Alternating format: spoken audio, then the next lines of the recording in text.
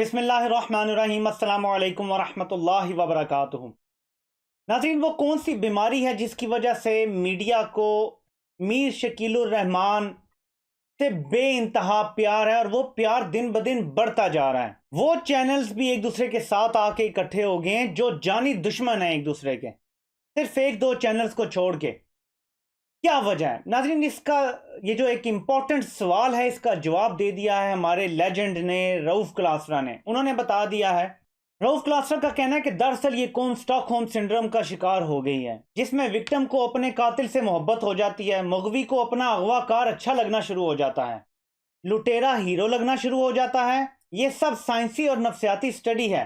कब इंसान अपने कातिल की मोहब्बत में गिरफ्तार हो जाता है और क्यों होता है?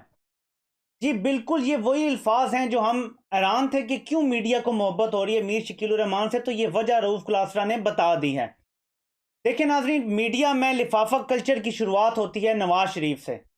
नवाज शरीफ कब सियासत में एक्टिव होते हैं? 80s में। 80s में प्लॉट किसको दिए जाते हैं? सबसे पहले कौन सा मीडिया डॉन है जिसको प्लॉट मिलते हैं?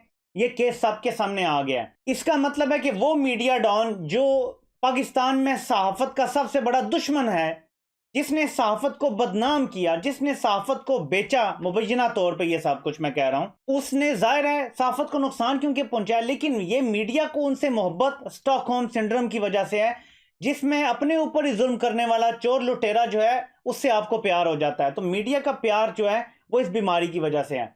यही जियो न्यूज है नाज़रीन, जिसके ये मीर शकीलुर रहमान हेड हैं, जिन्होंने हमेशा एंटी स्टेट जो है वो पॉलिसी अपनाई, अमन का तमाशा जो करने की कोशिश की इंडिया के साथ मिलकर, जब स्टेट की वो पॉलिसी नहीं थी। साफमा आपको पता है कैसे जो है वो एक्टिव है पाकिस्तान में और सबसे ज्यादा किस प्लेटफॉर्म पे प्रमोट होता है। अभी आप देख लें, माशाल्लाह एक हमारे हैं एंकर जो किसी जमाने में उनके प्रोग्राम भी लोग देखते थे, वो जब से उन्होंने एक दूसरे बड़े एंकर का प्रोग्राम जो है रिप्लेस किया जियो पे जाके, वो रोज जो है वो मेकअप शेकअप करके बैठ जाते हैं और शुरू हो जाते हैं किसी ना किसी तरह से जो है वो झूठी सच्ची खबरें मिक्स करके तो कोई एक ड्रामा बनाते हैं। सहाफत को बेतौकीर किसने किया है पाकिस्तान में? मैं समझता हूँ सबसे ज्यादा जियो न्यूज ने किया, और ज़रा मीर शकीलुर रहमान उसके ओनर हैं। सहाफत को जिसने बेतौकीर किया है उससे मीडिया की मोहब्बत की वजह यही स्टॉकहोम सिंड्रोम है, जिसमें देखें खुदकुश हमला है ये सहाफत के ऊपर। अगर लोग ना समझें कि अगर आप अपने मीडिया को बेचना शुरू कर दें, नुकसान किसका है? अवाम का। अवाम को तो नफरत हो जाएगी आपसे, अवाम आपको देखना छोड़ देंगे, अवाम आपका अखबार पढ़ना छोड़ देंगे, अवाम आपका प्रोग्राम आएगा तो चैनल बदल देंगे। अवाम के पास तो रिमोट की ताकत है। आपको नुकसान ये होगा जब आप मीडिया के ऐसे मालिकान को प्रमोट करेंगे, उनसे प्यार करेंगे, और आप क्योंकि बीमार हैं इसलिए आपको मोहब्बत है, आपने खुद बता दिया है। लेकिन ये प्रमोशन से नुकसान मीडिया अपना कर, आप जरा सोचें ना जरा एक सेकंड के लिए, जिस बंदे ने पाकिस्तानी मीडिया को सबसे ज्यादा नुकसान पहुंचाया, और नुकसान पहुंचाने की एक और मिसाल ये है कि आप देखें कितनी गैर जो है जिम्मेदारी का सबूत दिया जब हामिद मीर पे हमला होता है, और डीजी आईएसआई थे उस वक्त की, उनकी तस्वीरें लगा के ये इंडिया भी ऐसे ना करता जब तक कंफर्म रिपोर्ट ना आती। किया ना, जियो ने सबूत है।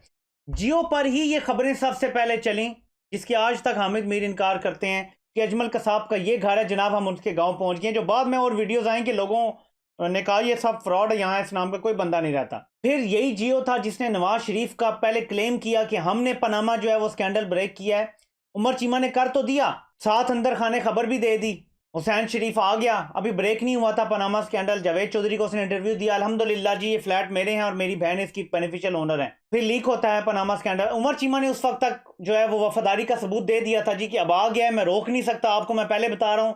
उसी दौरान एक प्रॉपर्टी मलिक रियाज को बेचने की भी कोशिश की गई या बेच दी गई थी, जो भी हुआ, इसका भी आगे सारा ये मामला चला है। उसके बाद आप जियो का किरदार देखेंगे, वो 2016 से लेकर अब तक जियो मुसलसल ये साबित कर रहा है कि पनामा एस्टेब्लिशमेंट लेके आई थी, नवाज शरीफ को उतारना था, नवाज शरीफ को सजा देनी थी, वो मोदी से दोस्ती करना चाहता था, एस्टेब्लिशमेंट दोस्ती नहीं चाहती। ये सारा बयानिया किसने चलाया? नंबर 1 चैनल था जियो जिसने ये चलाया है। कौन है इसका owner? Mir Shakilur Rahman. Chief editor कौन है इस चैनल का? मीर शकीलुर रहमान। समझ रहे हैं आप? तो जिस बंदे ने मीडिया को नुकसान पहुंचाया, मीडिया अगर उससे प्यार करता है तो इसका मतलब है कि वही जो रऊफ क्लासरा साहब ने, शुक्र है कि एडमिट कर लिया है, और ये बड़ी बात है, बड़ा दिल गुर्दा चाहिए ये एडमिट करने के लिए कि जो बंदा आपका कातिल हो उसी से प्यार हो जाता है, जो आपको अगवा करे उसी से प्यार हो जाता है, आप पे जो जुल्म करे उसी से प्यार हो जाता है। ये स्टॉकहोम सिंड्रोम है जी इनकी तरफ से।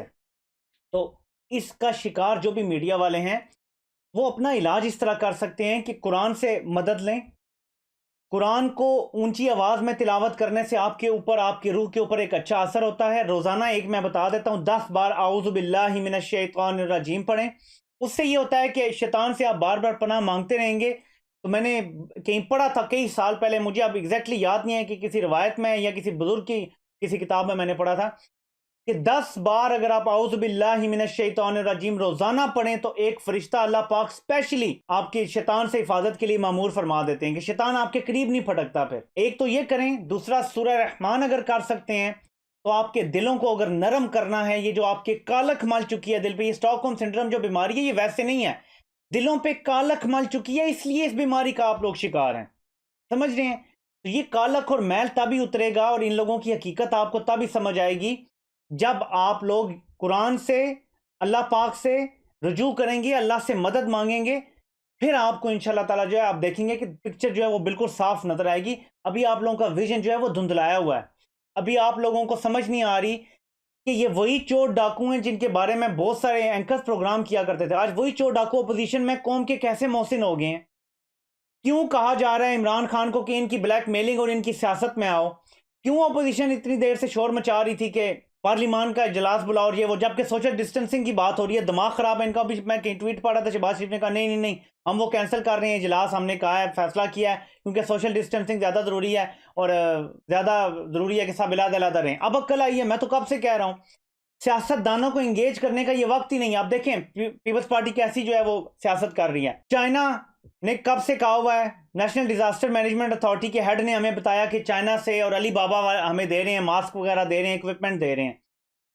वो क्योंकि लैंड होता है कराची में, वो कराची ज़ाहिर है हुकूमत से रब्ता रखना है क्योंकि लैंड रहना है, ऑफिशियली रिसीव करना है। और क्योंकि 18वीं तरमीम के बाद सूबा वहाँ इंटरवीन ऐसे नहीं कर सकता कि अपने बंदे भेज के रिसीव करवा ले, तो उन्होंने सूबे को खत लिखा जी कि आप आएँ, ये रिसीव करें, और थोड़ा प्रेजेंटरीज एक्सचेंज हुई और साफ लिखा हुआ लेटर में या ईमेल में कि एनडीएमए के थ्रू जो है वो ये होगा सारा कुछ।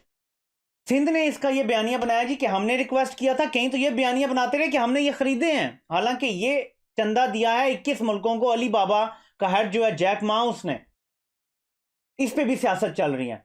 यहां तक कि इनकी ढिटाई देखें कि 2 लाख मास्क खुद रख लिए, जो कि एनडीएमए ने और वफाक ने माने तो तब उन्हें इजाजत मिली, खुद रख ली और हीरो बन के ये कह रहे हैं जी हम अपनी तरफ से ये दे रहे हैं 3 लाख मास्क, वरना सारे हमें मिलने थे।